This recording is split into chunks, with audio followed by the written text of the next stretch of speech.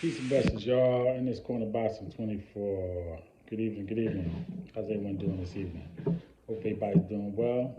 I'm doing pretty good on this side as always. God is great, God is good. I can't complain. So, I wanted to talk about my favorite fighter, a fighter that has a complete fight game. And even though he hasn't gotten to the position that he wants to yet, he's well on his way, and it's coming. And that's none other than my man Boots, Boots Ennis. Um, you know, congratulations to him again on winning that interim belt against Kareem. Nobody can really pronounce his last name, so I'll just call him Chew Cats. But you know I'm talking about from the Ukraine, and Boots fought him a couple of weeks ago on that 10 card, and he beat him for 12 rounds. Of course, we know he got some criticism because he didn't knock him out. He didn't look impressive to some people. But, we saw a lot of the people that know boxing, we saw a lot of positives in that fight. And the mistakes that he made, then he can work on that. And I don't have to magnify that, whatever it was. But I saw a lot of good things in that fight. Okay, and I talked about that already. But what I want to talk about tonight is what's next for Boots. And I think, in my humble opinion, what could be next is to fight the winner of Rashidi Ellis and Romane Villa, which was Villa. He beat Rashidi Ellis, controversial fight. He knocked him down, though, twice in that fight. And they gave him the decision. Now, technically, Rashidi Ellis won that fight because I gave him at least 8 rounds of the fight. So even with 2 knockdowns, there's no way Villa could have won that fight. However, he got the decision. It's on paper, it's on record, and he got the win. One thing we know about him, he's a straight ahead fighter. He comes forward. He kept stalking Rashidi Ellis. He kept trying to cut the ring off. He kept throwing punches. He didn't waste a lot of punches, didn't throw a lot of punches, but the punches he threw were very meaningful, and he was really out to hurt him and stop him and drop him, which he did, again, twice, but he really was trying to knock him cold out. I believe that that's a good fight for Boots because of his style. And I believe that Boots beating him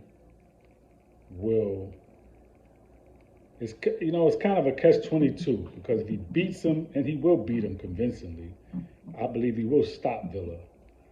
I believe a body shot, a head shot will put him out. And then what does that do? Does that set them up for the big fight, or does that make them run away even more? They're already running from Boots. So does that make them say, damn, he fought a big dude, strong, come forward, knock you out dude, and he got rid of him? Nah. So it's like a catch-22, man.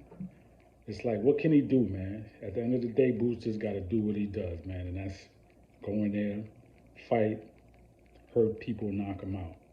Now, it was good that he got 12 rounds in for the first time in his professional career. That was a blessing because he know he could do it.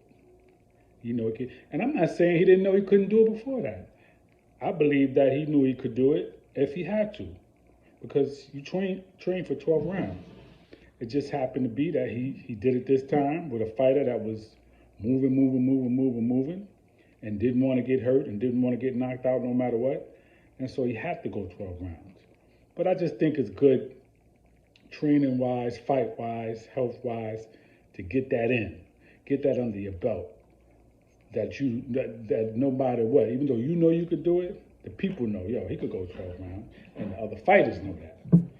The fighters that you may be fighting potentially, like, this dude was strong, man, for 12 rounds. He didn't even sit down when he went back to the corner.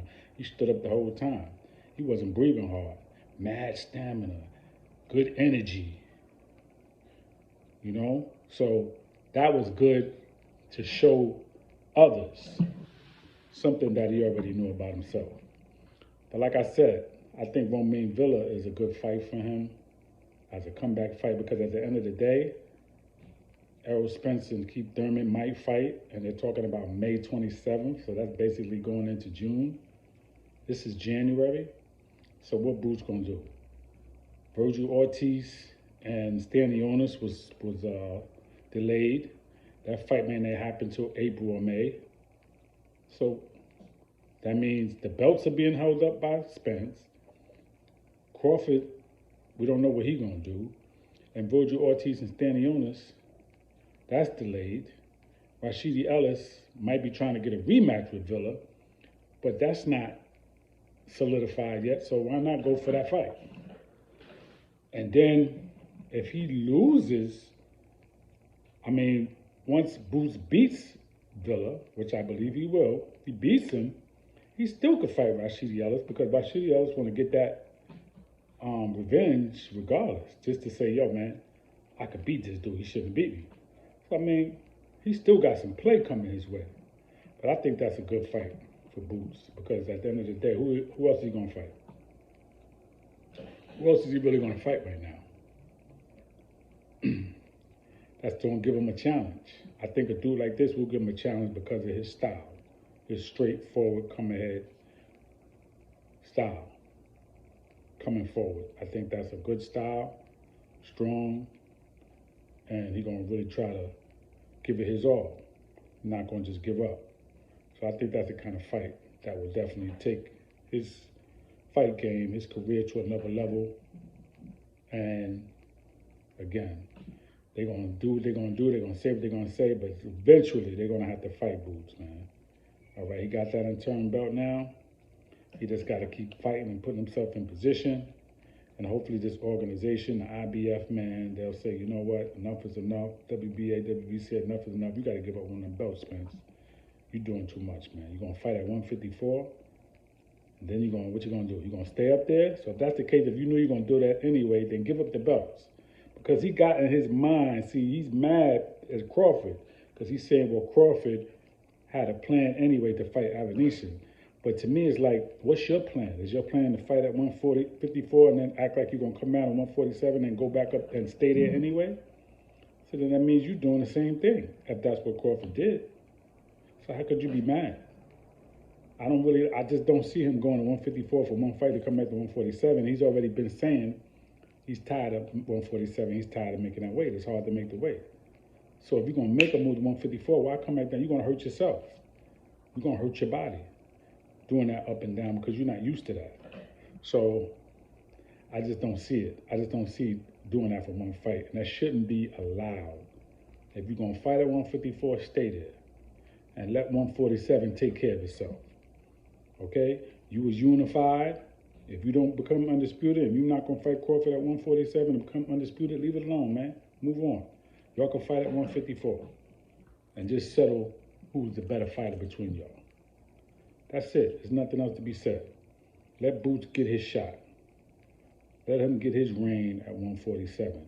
Let him and Virgil Ortiz get it on, and let him win them belts, man. Let him become unified and undisputed champion, and a champion with honor that will defend them belts against anybody.